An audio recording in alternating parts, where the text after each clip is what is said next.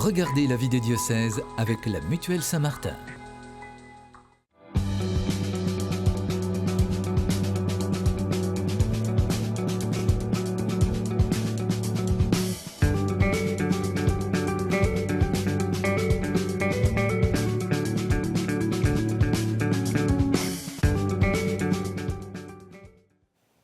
Bonjour à toutes et à tous et bienvenue dans la vie des diocèses sur KTO Télévision et KTO Radio. Tout au long de l'année, nous partons à la découverte des catholiques de France, de Belgique et de Suisse. Et cette semaine, nous vous proposons de découvrir l'éparchie Sainte-Croix de Paris des Arméniens catholiques de France. Un diocèse un peu particulier puisque, comme son nom l'indique, il concerne les Arméniens catholiques de France, principalement rassemblés autour de Marseille, Valence, Lyon et Paris. Pour mieux les connaître, nous irons ainsi à la rencontre des fidèles qui fréquentent la cathédrale à Paris et nous entendrons le témoignage d'Ara Aharonian, parti en Arménie à Gyumri début de janvier à la rencontre des réfugiés du Haut-Karabakh. Pour commencer, quelques éléments de contexte pour présenter l'éparchie, qui n'est pas un diocèse territorial puisqu'il est lié à la présence de communautés arméniennes catholiques qui célèbrent la liturgie dans un rite particulier, le rite arménien. L'éparchie Sainte-Croix, c'est donc un diocèse pour les Arméniens catholiques de France. Cette éparchie est née en 1986. Cette église fait partie des églises catholiques orientales et son évêque est à ce titre membre de la conférence des évêques de France. Le patriarche des Arméniens catholiques se trouve à Bzomar, au Liban. Pour parler de l'éparchie Sainte-Croix de Paris des Arméniens catholiques de France, je reçois aujourd'hui son évêque, Monseigneur Élie Yeriarian. Bonjour Monseigneur. Bonjour Honorine. Est-ce que j'ai bien prononcé votre nom? Oui, très bien. Pas trop mal. Très bien, non, ça bien, vous avez essayé plusieurs fois, à ce qu'il paraît, mais ça a bien réussi. Bonjour à vous et je tiens aussi à saluer tous les téléspectateurs et les auditeurs et ceux qui nous suivent sur les réseaux sociaux. Je suis là à votre disposition pour faire connaître notre Église, notre tradition, notre culture et tout ce que l'on peut faire en ce temps que vous avez nous donné, nous avez nous réservé dans ce programme de la vie des diocèses de France. Merci d'avoir accepté de venir sur le plateau de KTO. Vous étiez déjà venu il y a quelques années. Comment est-ce que vous pourriez nous présenter en quelques mots les caractéristiques de l'éparchie des Arméniens catholiques de France, qui est une réalité qui n'est peut-être pas assez connue de ceux qui nous suivent. J'ai vu qu'il y avait environ 40 000 catholiques arméniens en France, 5 paroisses et une mission. Les paroisses sont à Paris, Arnouville, Lyon, Marseille et Saint-Chamond, et puis une mission à Valence. Et puis un établissement dans l'enseignement catholique à Marseille. Il y a 6 prêtres et une communauté religieuse. J'ai donné quelques chiffres, mais comment est-ce que vous pourriez nous présenter cette réalité ecclésiale qui est peu connue ? Tout d'abord, nous sommes une église orientale, comme vous savez bien que dans l'église universelle, dans l'église catholique, il y a l'église de l'Occident et l'église de l'Orient. Les deux poumons de l'église. Voilà. Alors, l'église de l'Orient est divisée en plusieurs rites ou bien en plusieurs nations, puisque normalement, nous autres, les Arméniens surtout, nous considérons une église nationale. C'est-à-dire les Arméniens, tous les Arméniens partout dans le monde appartiennent à cette église nationale arménienne. Le peuple arménien était converti en 301 par Saint Grégoire l'Illuminateur, qui lui-même a baptisé tout le monde. Et maintenant, nous vivons dans une période que nous autres, le pré-carême, ça a été institué dans notre Église par ce Saint Grégoire Illuminateur, lorsqu'il avait déjà professé sa foi, il a été accepté par le roi. Ils ont déclaré la christianisation du peuple arménien. Alors, il leur a demandé de commencer à se préparer par ce pré-carême, qui précède le carême en général, qui prépare à la fête de Pâques. Alors, l'église arménienne, normalement, déjà, les Arméniens sont convertis en cette date, et aussitôt, l'église a été formée par des missionnaires qui venaient de Constantinople, venaient des autres villes de l'ancienne Arménie, qui venaient prêcher et baptiser tous les Arméniens qui étaient là. Et l'église a progressé avec le temps, mais au début, nous n'avions pas une langue à part, un rite à part. Nous utilisions à un certain moment le rite syriaque. Et après des contacts avec l'Église byzantine, on a introduit aussi d'autres choses de l'Église byzantine. Et nous écrivions notre liturgie en des lettres ou bien syriaques ou bien byzantines selon, selon le territoire où on se trouvait. Alors, en 450 plus ou moins, même au début, avant 400, Saint Mesrop Mashtot, c'est lui qui a inventé l'alphabet arménien. Après avoir inventé l'alphabet arménien, ils ont traduit la Bible, tous les écrits des pères de l'Église, soit byzantine, soit de l'Église syriaque, et même de l'Église aussi romaine. C'est pour ça qu'on a conservé aussi beaucoup de livres des pères de l'Église qui sont conservés en langue arménienne, puisque l'original en syriaque ou bien en grec, il était déjà disparu, il était déjà perdu. Alors, de ce point de vue, ils ont traduit tous les Bibles, ils ont constitué la liturgie, ont commencé à apprendre la langue. Surtout, il faut ici signaler qu'en arménien, nous avons 38 lettres de l'alphabet. Alors, c'est pour ça qu'il y a parfois des sons que les étrangers, ne peuvent pas prononcer facilement, mais nous avons les 38 que nous utilisons lorsqu'on parle. C'est pour ça que les Arméniens ont la facilité de parler beaucoup de langues à cause de cette facilité de prononcer presque tous les sons, tous les tons qu'on utilise pour parler une langue. Je propose, Monseigneur, quelques points de repère pour vous présenter aux téléspectateurs qui ne vous connaîtraient pas. Vous êtes donc l'évêque de l'éparchie de Sainte-Croix de Paris des Arméniens catholiques de France depuis 2018. Oui. Et vous êtes vous-même né en 1950 à Alep, en Syrie. Vous avez été ordonné prêtre en 1974 au Liban, où se trouve, je l'ai dit, le siège du patriarcat des Arméniens catholiques. Et c'est donc au Liban que vous avez exercé la majeure partie de votre ministère au service des différentes paroisses arméniennes catholiques. Notamment, il fallait en choisir une, la paroisse Saint-Grégoire-Saint-Élie à Beyrouth de 2007 à 2011. Mais il y a bien sûr de nombreuses missions qui vous ont été attribuées. Votre devise épiscopale, c'est « respecter, aimer, servir ». Que signifie-t-elle? Quelle est son origine? C'est-à-dire, pour pouvoir faire un apostolat ou bien un ministère dans l'Église, il faut tout d'abord aimer. Il faut aimer qu'on est chrétien, qu'on est au service des autres, comme ça. Lorsqu'on passe au service, déjà, on passe au respect, puisqu'il ne faut pas servir comme des despotes qui vraiment organisent ou bien qui imposent leur volonté, mais on est là pour servir en respectant les autres dans leur diversité et de langue et d'appartenance et même aussi de métier ou de profession, etc. C'est pour ça que j'ai choisi ça. J'essaie de le vivre aussi dans mon ministère, dans mon apostolat, dans mon rapport avec les paroissiens, avec tous les gens que je rencontre. J'essaie toujours de les aimer, de les respecter et après de les servir au cas échéant.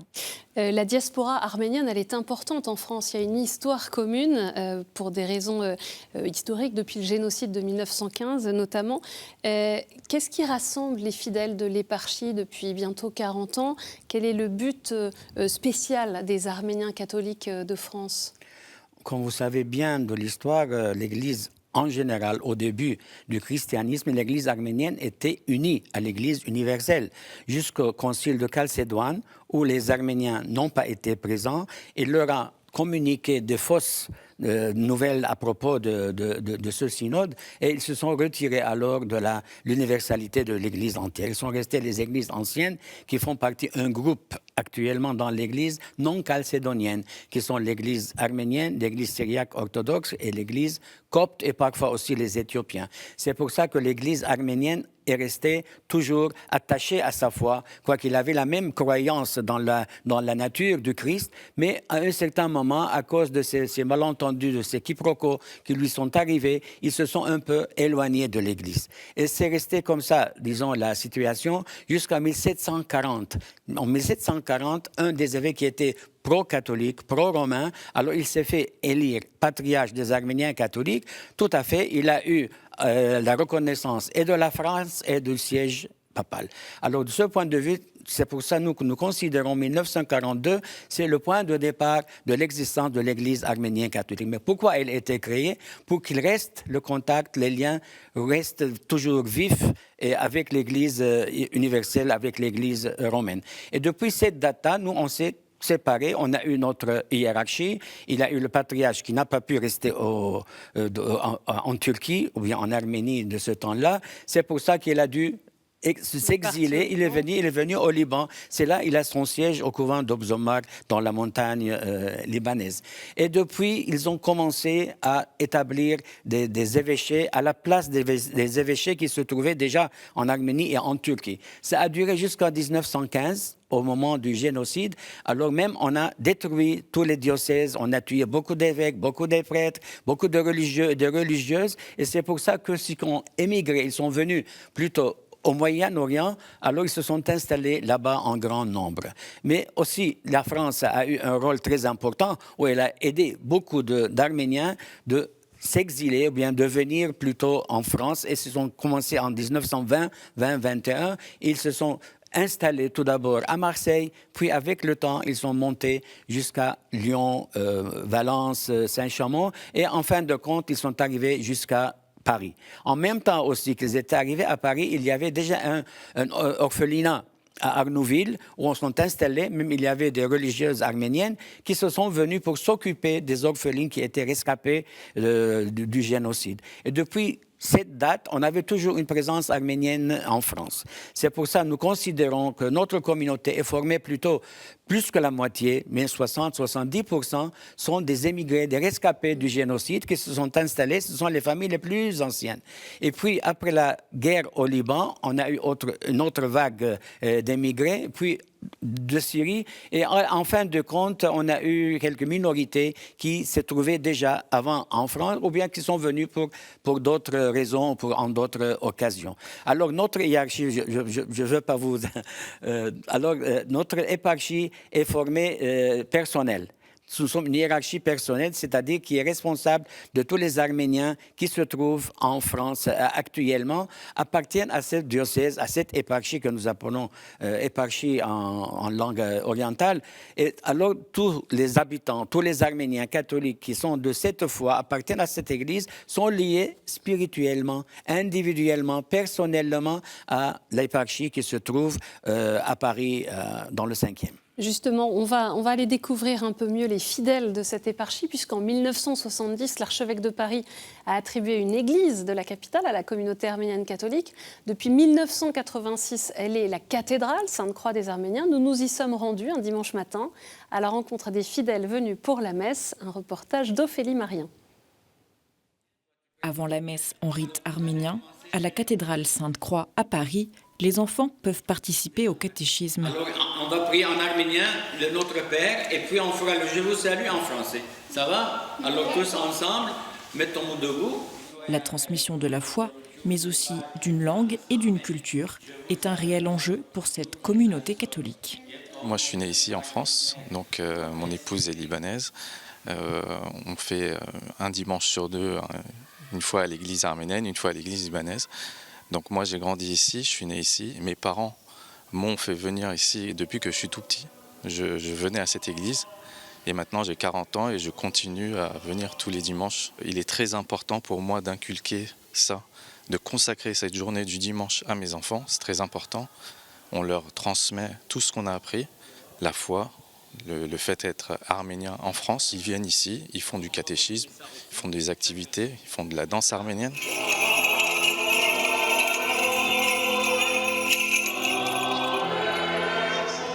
Puis la messe commence. Les fidèles témoignent de leur attachement à la liturgie et à la langue arménienne. Le culte pour nous, c'est comme du pain et de l'eau, comme a dit le prêtre déjà en célébrant. Et ça dure toujours. Et pour nous, c'est un attachement aussi à l'arménité, bien que nous adorons la France qui nous a accueillis depuis le début. Je suis née au Liban. Je suis venue en France en 1992. J'ai retrouvé ma communauté arménienne qui est en France, ici. Donc j'y viens régulièrement. Mais j'habite aussi à Montrouge. Je fréquente aussi l'église catholique de Montrouge. Mais je tiens aussi à venir à cette église parce qu'il y a quelque chose de très particulier qui se passe ici. Je ne sais pas si c'est le rite. On a l'impression d'être porté dans la prière, d'être porté vraiment comme si on élevait notre esprit par les chants, par les prières et tout ce qui est un peu très particulier dans cette église.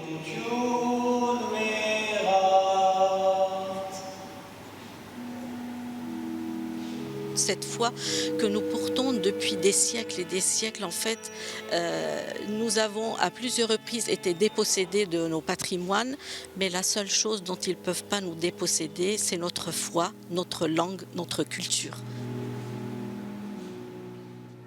Merci à tous les fidèles de la cathédrale de nous avoir accueillis. C'est intéressant. On voit toute la richesse de cet attachement. On va y revenir dans quelques instants, mais je vous propose d'écouter une question d'un des catholiques de l'éparchie, Arnaud, qui est artiste lyrique et qui a une question à vous poser. Bonjour Monseigneur. Alors, une question qu'on me pose souvent en tant qu'arménien. Quelles sont les principales différences entre les messes latines romaines et les messes arméniennes ? Bonjour Arnaud, tout d'abord. Pas de différence puisque nous sommes tous des catholiques. Nous professons la même foi et nous avons plus ou moins les mêmes prescriptions liturgiques que nous utilisons nous tous dans la langue que nous connaissons ou dans la langue que nous célébrons, la messe. Du point de vue foi, on n'a aucune différence avec l'Église catholique universelle et dans ce cas-là latine ou française. Mais les différences sont plutôt rituelles, c'est-à-dire de langue, de manière d'exercer les diverses parties de la messe. C'est ça qui est différent entre une Église et l'autre, pas de différence absolument.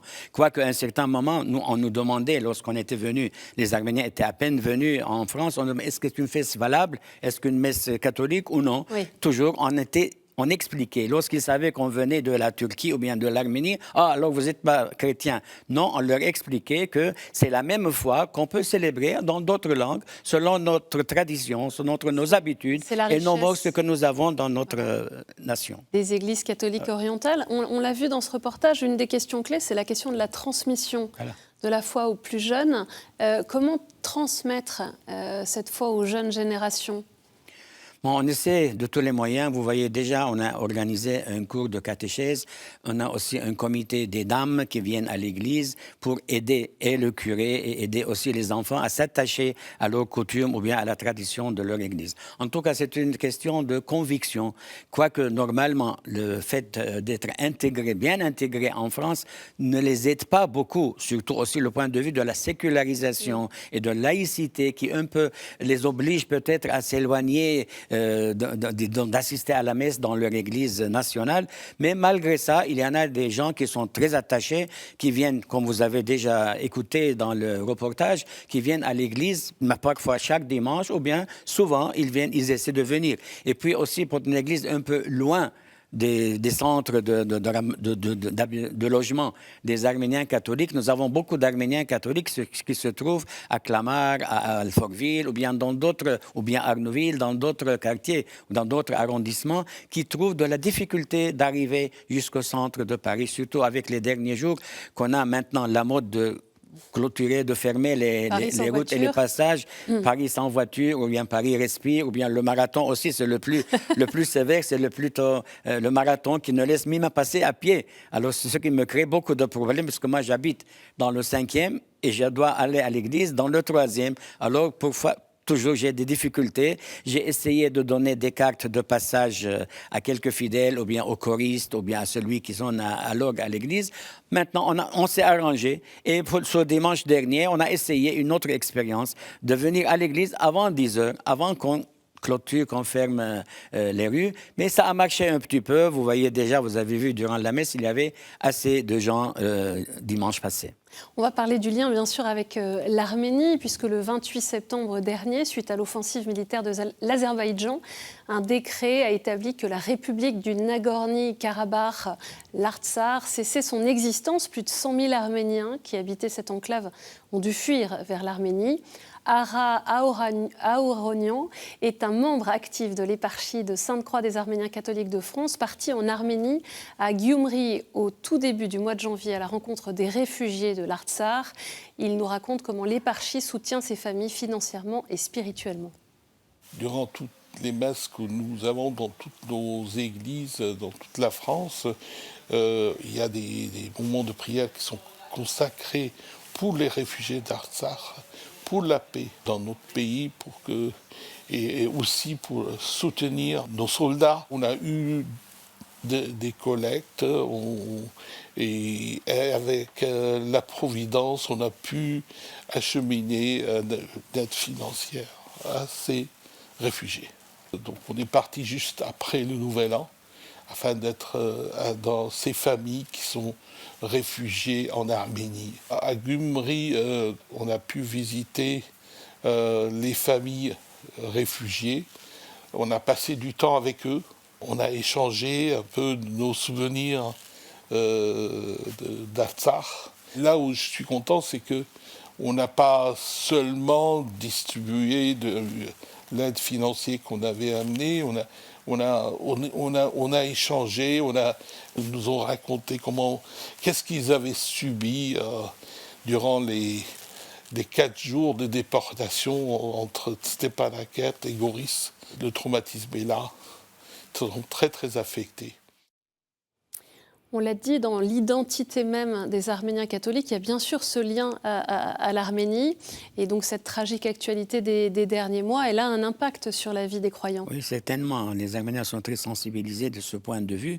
C'est pour ça que nous-mêmes, déjà, mon prédécesseur, en 1988 plutôt, lors du tremblement de terre en Arménie, il avait même créé une association qui s'appelle Association Alliance Arménienne, qui est uniquement réservée à des aides à envoyer en Arménie en ce moment-là. Mais après le temps, lorsqu'il a eu la guerre au Liban ou bien en Syrie, on a essayé aussi de subvenir aussi aux besoins de nos fidèles qui se trouvent au Liban, surtout des écoles et des associations culturelles, et en Syrie. Mais normalement, tous les dons qui font à l'épargie sont envoyés directement, sont virés directement en Arménie par l'Alliance arménienne.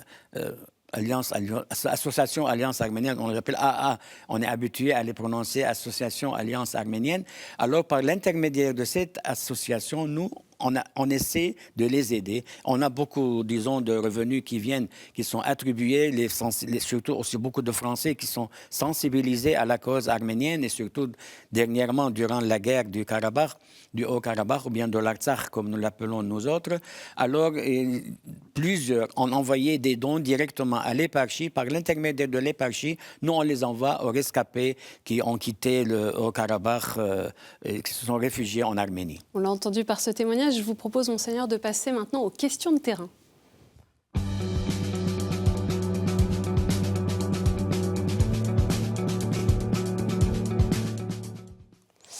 Alors, c'est une série de questions-réponses très rapides. La première question, elle nous vient de Silva, qui est professeure d'arménien. Ma question est pourquoi il faut assister à la messe à l'église et pas à domicile, à la maison, par exemple. C'est quoi l'importance de notre présence pendant la messe ici, à la cathédrale? Sans doute, vous savez bien que la participation doit être présentielle, puisque nous avons l'occasion de participer au sacrifice du Christ et surtout de participer à la scène qui a été créée par notre Seigneur Jésus-Christ. Puis on a la communion, on peut la communier. Pour qu'il y en a des malades ou bien d'autres personnes qui déjà, on leur apporte la communion, ils peuvent déjà la prendre dans leur maison, chez eux, mais c'est tout à fait autre chose de se trouver sur place durant la consécration et surtout durant la communion pour pouvoir participer au corps et sang de notre Seigneur Jésus-Christ. On a une autre question de Lily qui a 12 ans. Bonjour Monseigneur, j'ai une petite question. Comment Jésus fait-il pour aider les gens partout dans le monde ? Jésus, il est Dieu, vous savez, il est le Fils de Dieu, c'est pour ça qu'il peut arriver partout. Là où les gens ont besoin de lui, il veut toujours être avec eux, puis il le fait par l'intermédiaire des prêtres, des évêques, ou bien même des chrétiens qui sont bénévoles, qui sont proches de lui. Eux-mêmes aussi, ils peuvent donner la force et la foi dans le Christ pour pouvoir assister tout le monde. Tout ce qui a besoin du Christ, il peut y arriver par l'intermédiaire de la Bible, de l'Évangile, de la liturgie, par des personnes bénévoles, etc. On peut toujours arriver jusqu'au plus petit. Une dernière question de Jean-Christophe, qui est ingénieur arts et métiers. Bonjour Monseigneur.